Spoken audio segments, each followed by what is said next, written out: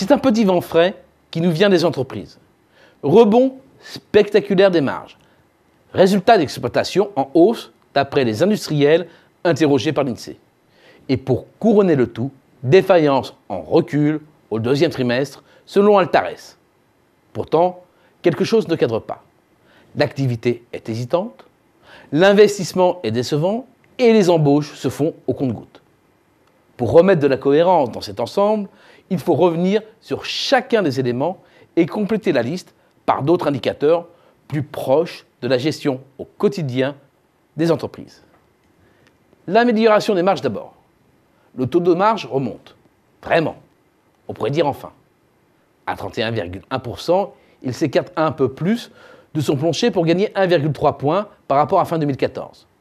Mais le diable se cache dans les détails, soit ici, dans la clé de répartition de cette amélioration. Cette amélioration doit beaucoup en effet à la montée en puissance du CICE, plus 0,7 points. L'entrée en vigueur du premier volet du pacte de responsabilité qui apporte une réduction supplémentaire des cotisations patronales rapporte lui 0,3 points supplémentaires. Et la baisse du pétrole, 0,5.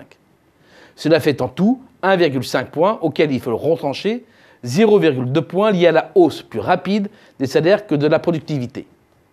Cette amélioration ne repose donc pas sur les fondamentaux de l'activité et de la productivité, mais pour les 2/3, sur des facteurs discrétionnaires et permanents de la politique économique et pour 1/3 sur des éléments circonstanciels et réversibles.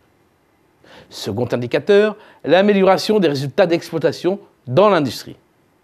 Au premier semestre 2015, les industriels sont plus nombreux qu'au semestre précédent à juger que leur résultat d'exploitation est satisfaisant.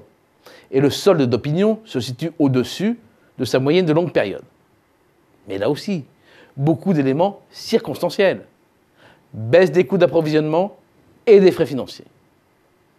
Quant aux chiffres des défaillances, les grèves à répétition dans les tribunaux de commerce les rendent très difficiles à interpréter mois par mois. Une seule certitude. Comme l'indique Xerfi-Risque, notre indicateur de risque de défaillance, la sinistralité reflue très lentement et à partir d'un niveau très élevé et campe dans la zone de risque élevé. Quel autre indicateur suivre alors? Ma préférence va à la trésorerie des entreprises. Un bon révélateur de leur état de santé car sans cash, pas de survie. Et là, le diagnostic change. Il y a d'abord l'enquête de CE Rexecode à FTE sur la trésorerie des grandes entreprises et des ETI.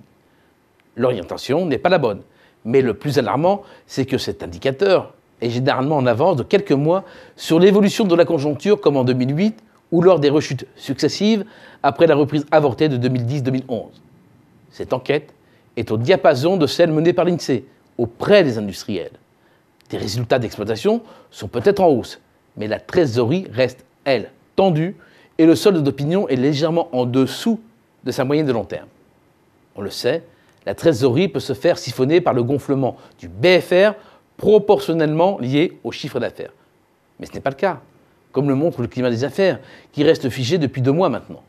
Non, si la trésorerie se tend, c'est parce que les délais de paiement s'allongent, d'après l'enquête de CE Rexecode à FTE. Or, l'allongement des délais de paiement est la cause principale des dépôts de bilan. Loin d'être réconfortantes, les données en provenance des entreprises montrent que rien n'est gagné et que nous sommes sur le fil du rasoir. Bref, la reprise reste très fragile.